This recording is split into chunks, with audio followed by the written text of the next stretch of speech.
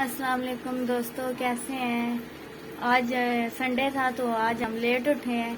तो अभी अभी नाश्ता मैंने तैयार किया है, तो अब मैं नाश्ता अंदर लेके जा रही हूँ। बच्चे और सब भूखे हुए हैं, तो अभी हम नाश्ता करेंगे। ये अभी मैं और नाश्ता दूसरों का भी लाऊं, सबका नाश्ता ला रही हूँ मैं। और ये अब इनकी दादू के लिए लेके जा रही हूँ मैं नाश्ता। तो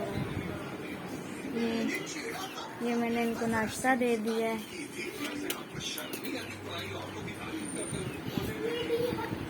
तो अब मैंने सबको नाश्ता दे दिया है। अब हम खुद बैठ के अब नाश्ता करेंगे। तो सब खुश रहें, आबाद रहें और दुआओं में हमें भी याद रखना। और हमारे चैनल को सब्सक्राइब करना लाजमी, और लाइक शेयर करना, और बेल का बटन लाजमी दबाना। खुदा हाफिज़, अपना ख्याल रखना।